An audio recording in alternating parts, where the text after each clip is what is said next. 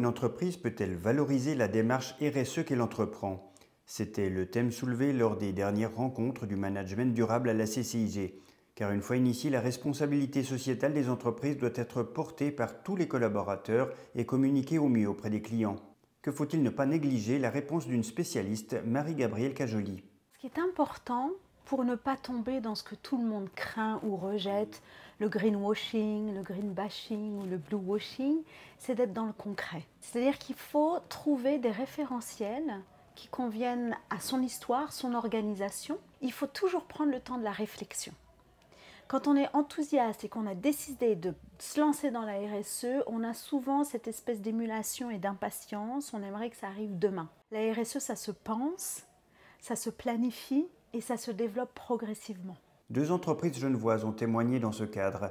D'abord, Neo Advertising, société locale de support publicitaire. Pour ne pas brûler les étapes, elle avance prudemment sur le long chemin de la RSE.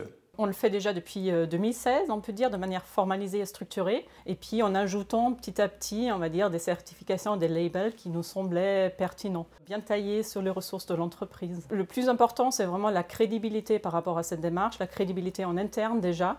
Vraiment tourner chaque petite action, chaque tâche dans le quotidien. Il nous manque encore d'établir quand même un certain nombre de KPI clairs, mesurables, pour vraiment déterminer les champs d'action, les réductions concrètes.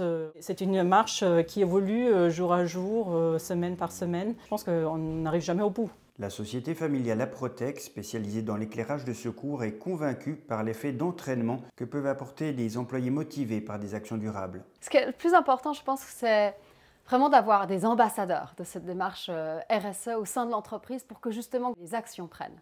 Donc nous, chez Aprotech, on a très rapidement créé une Green Team sur la volonté des collaborateurs, c'est engager les gens dans le choix des futures poubelles de tri, qu'il y ait des petites actions concrètes au quotidien, et ça je crois que c'est vraiment la clé de la réussite. On a décidé de remettre au goût du jour un de nos anciens produits phares, et là du coup, vraiment même les anciens de l'entreprise ont pris part à ce mouvement. Autour désormais des sociétés qui n'ont pas franchi le pas de s'inspirer de ces bonnes pratiques de RSE qui sera tôt ou tard incontournable.